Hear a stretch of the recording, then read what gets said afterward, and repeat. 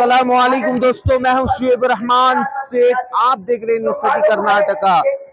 दोस्तों, SDPI party, जी हां दोस्तों, सोशल डेमोक्रेटिक पार्टी की जानिब से आज शहर बेंगलोर में एक शानदार कॉन्फ्रेंस की गई। आप देख सकते हैं दोस्तों, स्टेज पर peoples power conference SDPI Charles ground में शहर बेंगलोर में एक शानदार और सक्सेसफुल कॉन्फ्रेंस हुई है।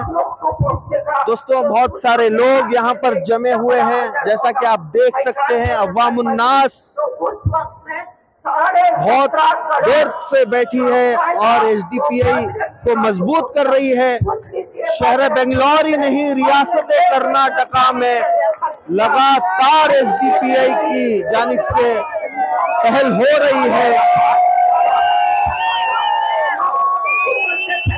जी हाँ दोस्तों, आप देख सकते हैं शहर बेंगलोर में ऐसा अजीम और शान जो कॉन्फ्रेंस मुनक़िद की गई है, ये बहुत ही महीनों की जो कोशिश है और बहुत ही मेहनत के बाद ये रंग लाई है आज कॉन्फ्रेंस की। तो चलिए दोस्तों, बात करते हैं और जानते हैं एमके फैजी साहब से, जो नेशनल प्रेसिडेंट है, और जो अब्दुल मजीद है, जो स्टेट प्रेसिडेंट है। बात करते हैं और जानते हैं मजीद तफसीलात।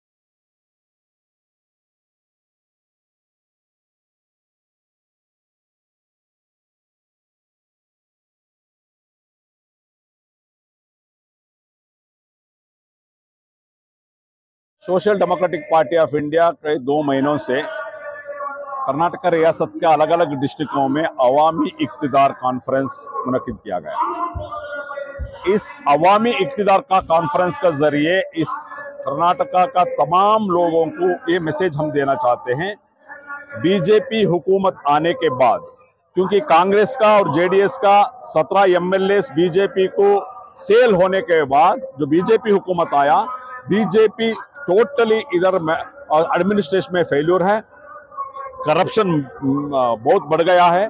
कल हाईकोर्ट ने यह कहा कि कर्नाटक का ऑफिस में हर टेबल में बिना पैसे से फाइल मूव नहीं होता।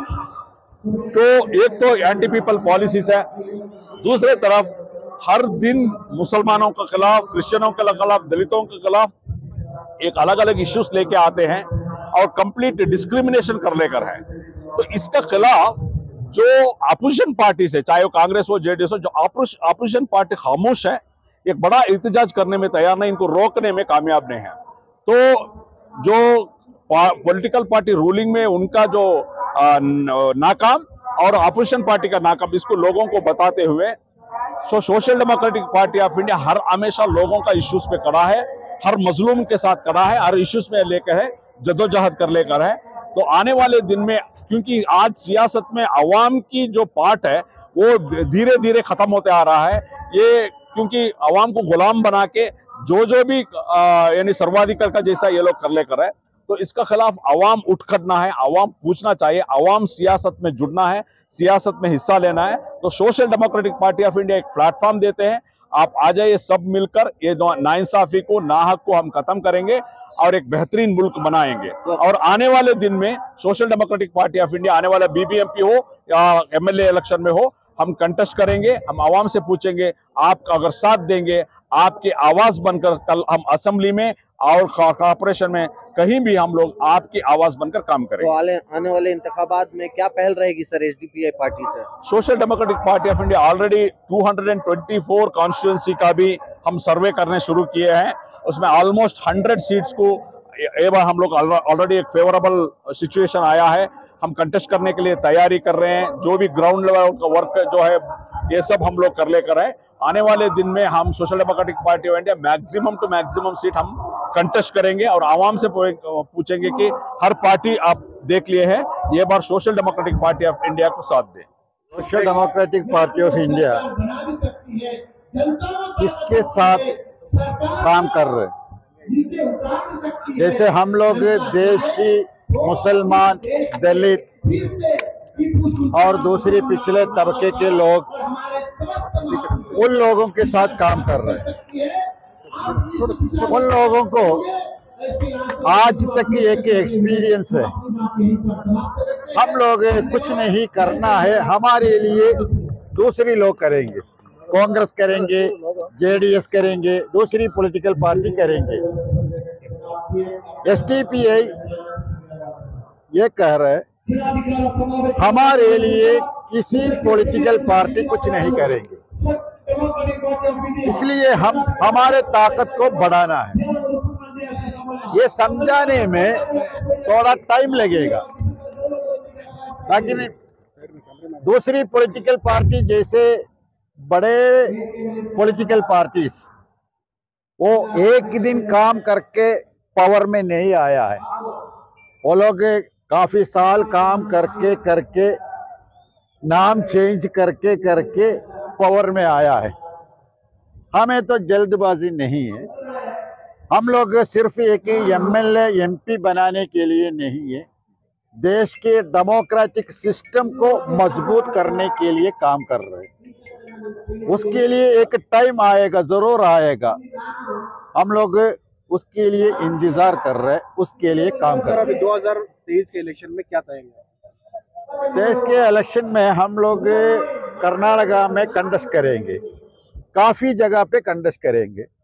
इस बार बीजेपी को हराना बोल के दूसरी पॉलिटिकल पार्टी को पीछे जाके, दूसरी पॉलिटिकल पार्टी के पीछे जाके हमारे वोट वेस्ट करने के लिए प्लान नहीं है। हम लोग डायरेक्ट कंटेस्ट करेंगे, क्योंकि मैंने आज स्पीच में भी बोला, हम लोग वोट देने के सियासत खत्म कर दिया। हम लोग अपनी ताकत को बढ़ाने के लिए वोट लेने का सियासत स्टार्ट किया है। हम लोग किसी सेकुलर पार्टी को भी सपोर्ट करेंगे, वोट नहीं। अब जैसे कि एसडीपीआई पॉलिटिक्स में आ रही है, बीजेपी का अपना एक एजेंडा है और आम आदमी पार्टी का एजेंडा है कि वो एजुकेशन और स्कूल्स के बेस पे लड़ रहे हैं, तो एसडीपीआई किस बेस पे लड़ेगी? हम लोग देश की जो सिस्टम है वो सिस्टम में हम लोग सोशल डेमोक्रेसी बोल के एक आइडियोलॉजी है, मतलब देश की सभी कम्युनिटी को बराबरी मिलना चाहिए। और हमारे देश की जो प्लान है वो वेलफेयर स्टेट का है, वो वेलफेयर स्टेट को वापस लाना चाहिए। उस बुनियाद पे हम लोग काम कर रहे हैं। सर, आइंदा 2023 के इलेक्शंस में क्या एसडीपीआई सेक्युलर पार्टियों के साथ मिलकर इलेक्शन लड़ेगी, बीजेपी को दूर करने के लिए, या खुद लड़ेगी? इसमें हमको ऐसा एक जिद नहीं है, हम सिर्फ खुद लड़ेंगे बोल के। अगर एक मतलब एक जुनून, एक डिस्कशन है, तो किसी सेकुलर पार्टी के साथ अलायंस के लिए एसडीपीआई रेडी है। इसमें हमको नहीं है बोल के एक जिद नहीं है। सेकुलर तो बहुत नहीं है, यहाँ पे तो सिर्फ जेडीएस और कांग्रेस है, ये दोनों है।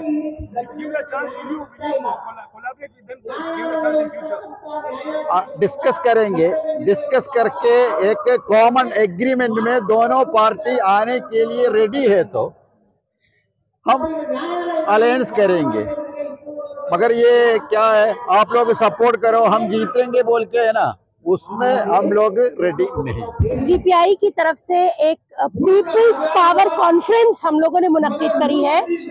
इस पीपल्स पावर कॉन्फ्रेंस के मकसद तो बहुत सारे हैं, लेकिन मैं यहाँ पे बहुत अहम मकसद जो वो आपको गिना देती हूँ। जैसा कि हम देख रहे हैं, इस वक्त हिंदुस्तान का पॉलिटिकल सिनेरियो बहुत ही निगेटिव तरीके से या निगेटिव डायरेक्शन में जा रहा है। और उसके बाद जिस तरीके से 75 साल आजादी के पूरे होने के बाद नरेंद्र मोदी जी लाल किले से अपनी अचीवमेंट्स गिनवाते हैं और वो जो कॉन्ट्रीब्यूशंस गिनवाते हैं, उसमें से एक भी अचीवमेंट और कंट्रीब्यूशन जो है वो ना तो अब तक हमें देखने को मिला, ना अब तक हमें सुनने को मिला। मोदी जी ने कहा था सबका साथ सबका विकास, लेकिन वो नारा जो है वो सबके साथ सबका सत्यानाश हो गया। वो इकोनॉमी अगर हम देखें, सोसाइटी देखें, अगर हम जुडिशरी का हाल देखें, अगर हम पुलिस डिफेंस का हाल देखें, अगर हम यूएपी और ईडी जैसी इंस्टीट्यूशंस का हाल देखें, तो इस वक्त हिंदुस्तान से डेमोक्रेसी तकरीबन खत्म हो चुकी है। और इसके अलावा माइनॉरिटीज के साथ जो बदसलूकी और जो डिस्क्रिमिनेशन हिंदुस्तान की जमीन पे किया जा रहा है, उसका सबसे ताजा एग्जाम्पल 15 अगस्त के दिन मोदी जी ने औरतों को 11 उन रेपिस्ट को आजाद करके दिया है। यानी कि वो जो 11 रेपिस्ट आजाद हुए हैं, वो हिंदुस्तान की औरतों के लिए 75 साल के बाद एक बड़ा तोहफा है बीजेपी की तरफ से। तो ऐसी आइडियोलॉजी जो मनुस्मृति के हिसाब से चलती है, जो एंटी ह्यूमन आइडियोलॉजी है, उसको नकारने के लिए, लोगों को अवेयर करने के लिए और मुल्क के आइन को बचाने के लिए आज यहाँ पर पीपुल्स पावर कॉन्फ्रेंस जो है उसका इनेकाद किया गया।